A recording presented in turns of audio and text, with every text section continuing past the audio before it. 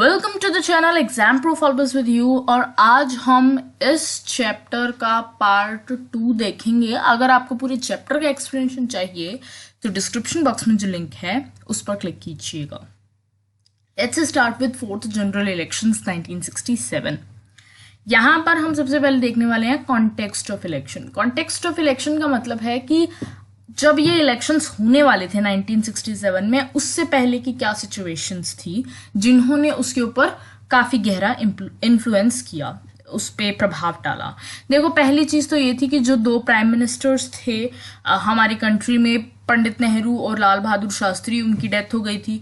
और जो तीसरा प्राइम मिनिस्टर भी था वो भी ज्यादा टाइम तक ऑफिस में नहीं रहा, एक साल से कम टाइम में ही रहा था और ये इलेक्शन से सर पर ही आ गए थे। इसके अलावा हमारा इस कंट्री का जो इस वक्त का जो टाइम था उसमें बहुत ज़्यादा प्रॉब्लम हो गई थी, क्योंकि बारिश हो नहीं रही थी, सूखा पड़ रहा था, लोगों को खाने को नहीं मिल रहा था, फूड की शॉर्टेज हो गई थी, एग्रीकल्चरल प्रोडक्शन नहीं अच्छी हो रही थी, खेती अच्छी नहीं हो रही थी। इसके अलावा जो फॉरेन एक्सचेंज रिजर्व्स हैं, जो हमारे पास मनी पड़ा होता है जिससे हम फॉरेन में लेन देन करते हैं, उस जो रिजर्व होता है गवर्नमेंट के पास, उसका वो भी खत्म सा हो गया था। और इसके अलावा हमारी जो इंडस्ट्रीज हैं वो भी अच्छा प्रोड्यूस नहीं कर रही थी, हमारे एक्सपोर्ट्स भी अच्छे नहीं थे। और इसके साथ ही हम लोगों ने मिलिट्री पर स्पेंड करना बहुत ज़्यादा कर दिया था, जिसकी वजह से क्या था, हम लोग डेवलपमेंट में हम इतने रिसोर्सेज नहीं बचे रह गए। यहाँ पर देखो, इस वक्त मिलिट्री एक्सपेंडिचर ज़्यादा क्यों हो गया था? एक तो चाइना से वॉर हम करके हटे थे, वहाँ की हमको सिक्योरिटी करनी है, ऊपर से पाकिस्तान नहीं मान रहा था, वहाँ की हमको सिक्योरिटी करनी है। तो हम लोगों के पास पहले ही इतना कम था मनी लगाने को कि अब हमें मिलिट्री पे और लगाना पड़ा, जिसकी वजह से इकोनॉमिक डेवलपमेंट और देश के विकास में वो पैसा जो है वो एक्चुअली लगा, लेकिन पहले ही कम था तो आधा तो मिलिट्री में लग गया, जिससे अल्टीमेटली है तो वो बॉर्डर की सुरक्षा ही ना, वो कोई उसमें कोई डेवलपमेंट, उसमें कुछ नयापन तो नहीं है। तो यही चीज यहाँ पर ये लोग कहना चाह रहे हैं। देन इंदिरा गांधी जो है, उनका one of the first decision ये था इस सब सिचुएशन में 1967 के इलेक्शन से पहले कि वो लोग डीवैल्यू करेंगे इंडियन रुपी को, यानी कि जो यूएस डॉलर है उसके मुकाबले रुपी को थोड़ा नीचे उसकी वैल्यू कम कर देंगे। ठीक है, पहले जो यूएस आज़ादी के टाइम पे 1 यूएस डॉलर जो था वो इक्वल टू था 1 रुपी, फिर लेकिन ये धीरे धीरे लेस देन 5 रुपी हो गया। और अब जब इंदिरा गांधी ने ये डिसीजन लिया कि रुपए की वैल्यू को और कम करना पड़ेगा क्योंकि यूएस की वजह से बहुत ज़्यादा प्रेशर आ रहा था, तो अब हमारे रुपए की कॉस्ट हो गई थी मोर देन 7 रुपीज़ उस वक्त के टाइम में। और आज तो आपको पता है कि इससे 10 गुना ज़्यादा है, 70-75 ही रहती है। ओके, सो यही चीज़ है। और इसके अलावा इकोनॉमिक सिचुएशंस, ये जो प्रॉब्लम्स अभी हमने ऊपर डिस्कस की, इनकी वजह से क्या हुआ, प्राइजेस बढ़ गए और महंगाई हो गई, लोग जो है प्रोटेस्ट करना लग गए। और उन्होंने कहा कि ये इतनी जो एसेंशियल कमोडिटीज़ हैं, जो ज़रूरत का सामान है, वो हमें महंगा मिल रहा है, हम कैसे अफोर्ड करेंगे। और फूड स्कैर्सिटी है, खाने को नहीं मिल रहा, बेरोजगारी हो रही है और सब कुछ खराब हो रहा है। तो इसकी वजह से लोगों ने प्रोटेस्ट किया, बंद्स और हड़ताल्स की। लेकिन गवर्नमेंट ने इसको प्रोटेस्ट को एक लोअर ऑर्डर की प्रॉब्लम मानी कि ये तो कानूनी समस्या है, कुछ लोग धक्के से प्रॉब्लम क्रिएट करना चाह रहे हैं, ये तो कानून की समस्या है। उन्होंने इन बंद्स और हड़ताल्स को, इन प्रोटेस्ट्स को पब्लिक एक्सप्रेशन नहीं माना कि पब्लिक जो है वो खुद अपनी जो मांगे हैं वो लेकर उठ रही हैं। उन्होंने ये नहीं माना इस हड़ताल को, उन्होंने ये माना कि पब्लिक जो है, लॉ एंड ऑर्डर की प्रॉब्लम जो है, ये जो जितनी भी प्रोटेस्ट्स हो रही हैं, जितनी भी हड़तालें हो रही हैं, ये तो एक लॉ एंड ऑर्डर की प्रॉब्लम है। देन इसके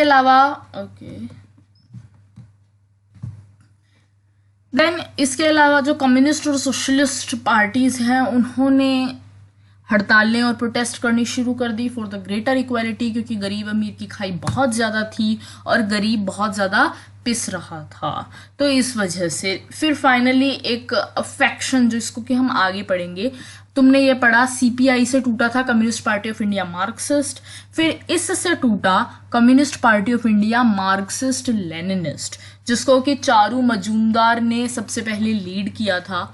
और तुमने पढ़ा होगा अखबारों में नक्सलाइट, जिसको कहते हैं नक्सलवाद, नक्सली लोग जो होते हैं, जो कि एक्चुअली उन्होंने फिर नक्सली लोगों ने वो उठ खड़े हुए और उन्होंने एजिटेशंस शुरू कर दी, वायलेंट एजिटेशन से शुरू कर दी, ठीक है। यानी कि वो लोग आज भी कुछ इंडिया के स्टेट्स हैं जिनमें बहुत ज़्यादा प्रोमिनेंट है ये, जैसे कि झारखंड, उड़ीसा, छत्तीसगढ़, यहाँ पर काफ़ी जगह पर नक्सलवाद बहुत ज़्यादा है, वेस्ट बंगाल में भी है।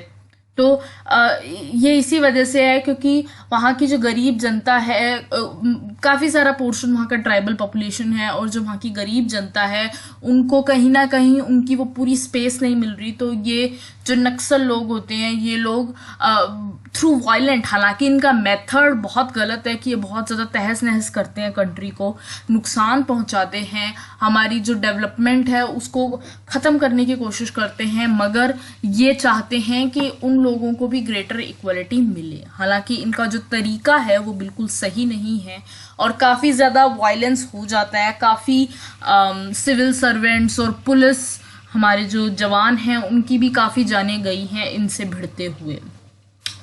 इसके अलावा हिंदू मुस्लिम रायोट्स जो हैं वो बहुत ज़्यादा हो गए थे, दंगे फसाद हिंदू और मुसलमानों में आफ्टर द इंडिपेंडेंस, इस वक्त के टाइम पर। Okay, then is the non Congressism. अब देखो, जब ये सब हो रहा था कंट्री में, तो जो ओपोजिशन है वो कैसे चुप बैठ जाए, है ना। ओपोजिशन आगे आगे था प्रोटेस्ट करने में, हड़तालें करने में, गवर्नमेंट को प्रेशराइज करने में, ठीक है।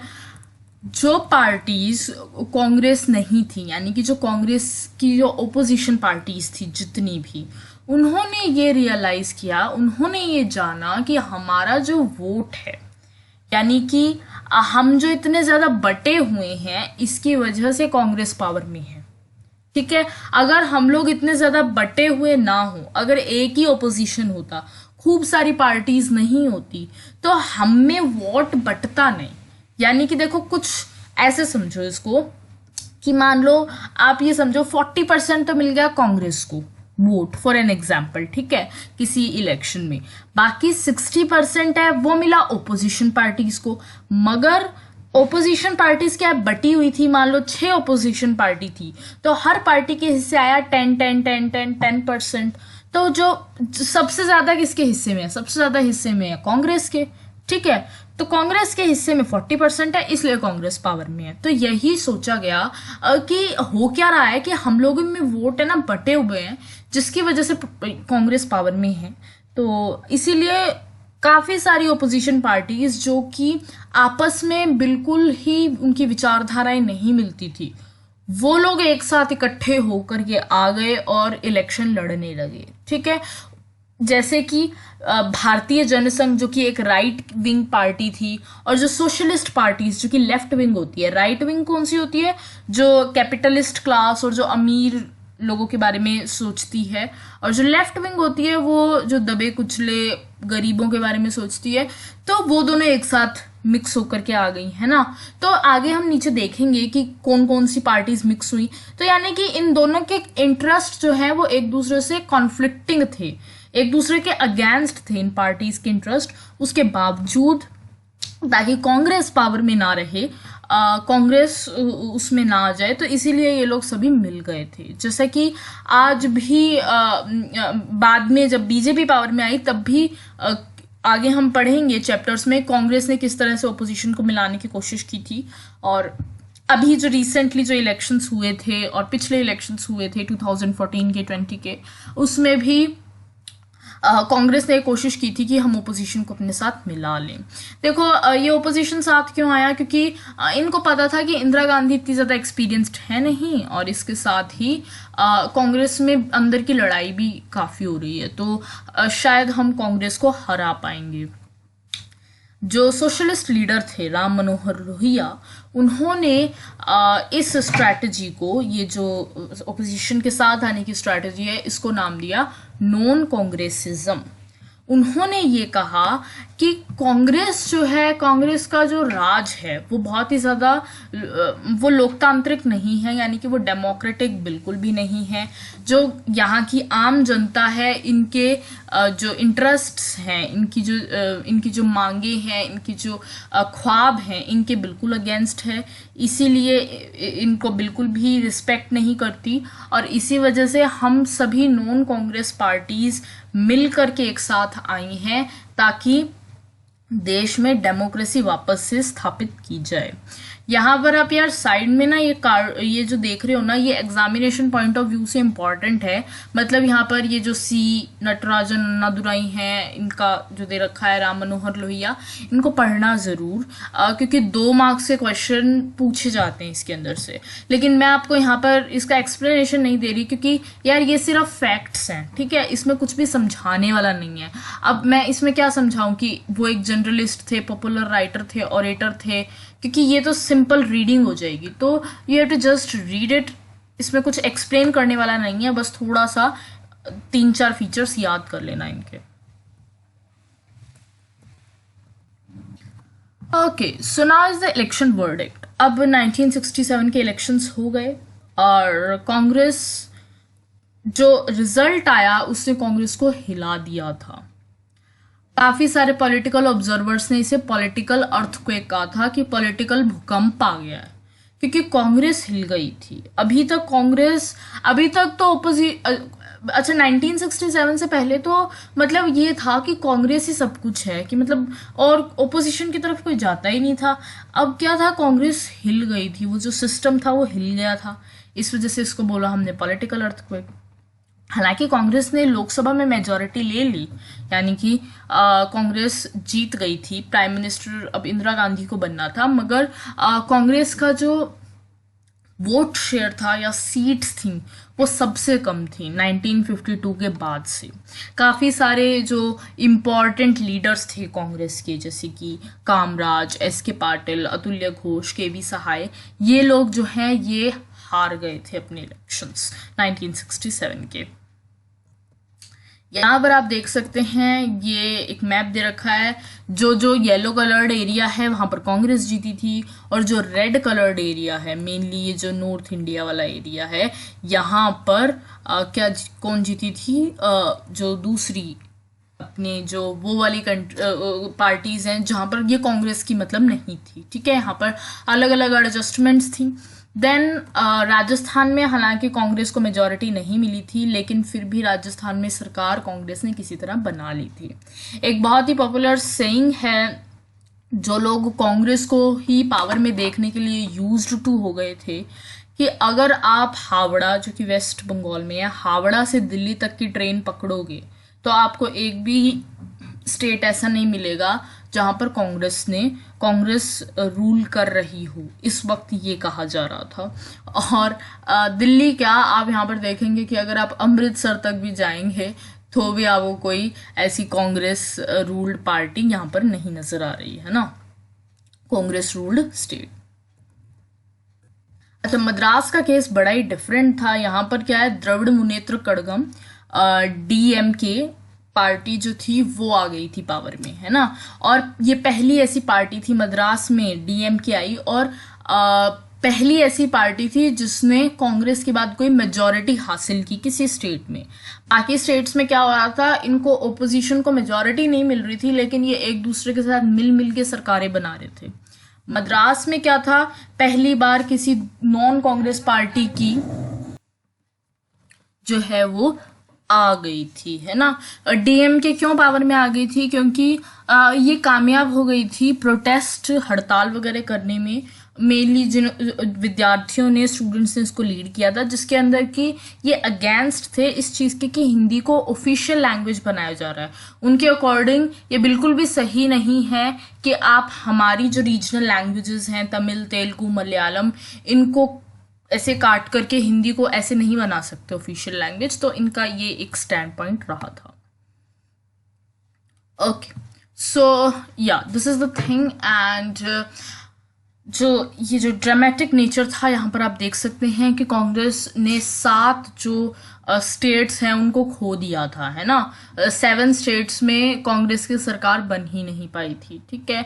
और कुछ स्टेट्स ऐसी थी जिसमें डिफेक्शंस की वजह से नहीं बन पाई थी सरकार, ठीक है।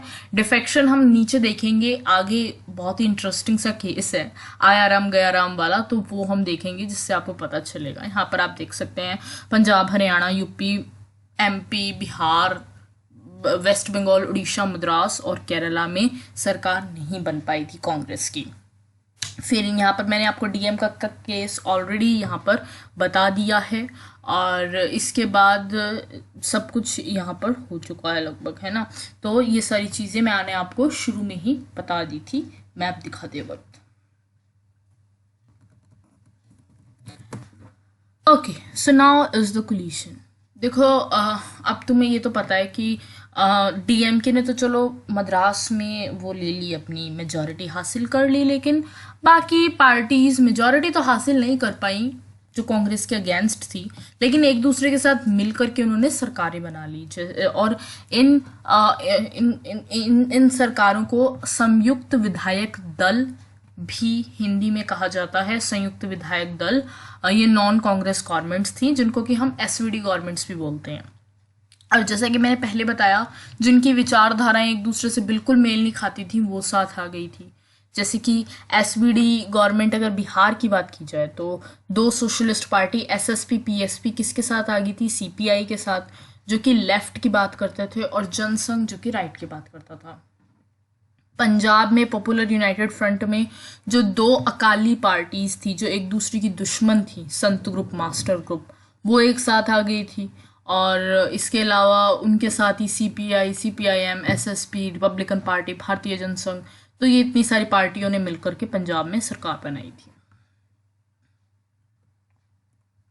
यहाँ पर आप देख सकते हैं ना किस तरह से ये इतनी सारी अ cartoonist reading of Charan Singh attempted to build a united front of non communist parties in 1974। Okay, now here let's come to the defection. देखो डिफेक्शन क्या होता है। डिफेक्शन मैं तुम्हें बताती हूँ होता क्या है। मान लो आज फॉर एन एग्जाम्पल मैं कांग्रेस की सीट पर खड़ी होती हूँ, ठीक है। मैंने तुम लोगों से वोट मांगे हैं कि कांग्रेस की सीट पर, कि कांग्रेस ने मुझको टिकट दी है, मैंने तुम लोगों से कांग्रेस का वो लेकर के, झंडा लेकर के, कि तुम लोग हाथ का बटन दबा के आओगे, मैं सिलेक्ट हो जाऊंगी और मेरे को सीट मिल जाएगी। मैंने कांग्रेस के ऊपर अपना इलेक्शन प्रचार किया और कांग्रेस की सीट पर ही मैं जीती हूँ। कांग्रेस ही वो पार्टी थी जिन्होंने मुझे टिकट दी है। लेकिन अब फॉर एन एग्जाम्पल मैं जो है जीतने के बाद अब मैं क्या करती हूँ, मैं बीजेपी ज्वाइन कर लेती हूँ, ठीक है। मैं कांग्रेस के अगेंस्ट हो जाती हूँ। एक तो कांग्रेस की सीट पर आई हूँ मैं, और मैं बीजेपी ज्वाइन कर लेती हूँ और कांग्रेस के अगेंस्ट हो जाती हूँ। तो ये चीज डिफेक्शन है। इट वॉज एन एग्जाम्पल, इसका उल्टा भी हो सकता है, ठीक है। तो यही चीज है और यही एक इम्पॉर्टेंट फीचर्स था। अब क्या होगा कि जब मैं कांग्रेस के अगेंस्ट हो गई, उनकी ही सीट पर लड़के, और बीजेपी से मिल गई, तो अब क्या होगा, बीजेपी के पास सीटें हो सकता है ज्यादा हो जाए, और अगर बीजेपी पावर में नहीं थी तो क्या पता बीजेपी पावर में आ जाए, है ना। तो यही चीज होती है defection. Defection means an elected representative leaves the party on whose symbol he she was elected and joins the another party. Okay. और इन्होंने बहुत ही ज़्यादा इम्पॉर्टेंट रोल प्ले किया कांग्रेस को। 1967 के टाइम की बात है कि कांग्रेस के काफ़ी सारे जो लीडर्स हैं, जो लीडर्स क्या कहें कि जो उनकी सीट पर जीत करके आए हैं, वो नॉन कांग्रेस गवर्नमेंट के साथ जाकर के मिल गए। और जब वो लोग नॉन कांग्रेस गवर्नमेंट्स के साथ जाकर के मिल गए तो नॉन कांग्रेस गवर्नमेंट की जो सीटें हैं वो बढ़ गई और वो लोग पावर में आ गए। और मेनली हरियाणा, एमपी, यूपी में तो ये बहुत ज़्यादा हुआ था। और एक बहुत ही इंटरेस्टिंग सा एक्सप्रेशन है आया राम गया राम, यहाँ पर हम वही देखने वाले हैं। देखो जो हरियाणा के एक एमएलए थे, गयालाल। 1967 में उन्होंने क्या किया, उन्होंने एक दिन में 3 बार अपनी पार्टी चेंज की। सबसे पहले वो कांग्रेस से चुनाव जीत करके आए थे, वो यूनाइटेड फ्रंट चले गए, और फिर वापस से वो कांग्रेस चले गए, और फिर वापस से वो यूनाइटेड फ्रंट वापस से चले गए। तो 3 बार उन्होंने बहुत ही कम टाइम पीरियड के गैप में, कुछ घंटों के गैप में, पहले कांग्रेस से यूनाइटेड फ्रंट से कांग्रेस, और फिर कांग्रेस से वापस से यूनाइटेड फ्रंट कर दी। तो यहाँ पर जो कांग्रेस के लीडर हैं, जब वो गयालाल वापस कांग्रेस में आए थे, राव बीरेंद्र सिंह ने ये बात कही कि गया राम वॉज नाउ आया राम, कि जो गया राम था, जो राम चला गया था, वो अब आया राम हो चुका है। तो यही चीज है, इसी वजह से ये जो फ्रेज है आया राम गया राम, ये बहुत ही ज़्यादा पॉपुलर हो गया। So this is the end of this video, thanks for watching it. अगर आपको पूरे चैप्टर का एक्सप्लेनेशन चाहिए तो डिस्क्रिप्शन बॉक्स में जो लिंक है वो क्लिक कीजिएगा।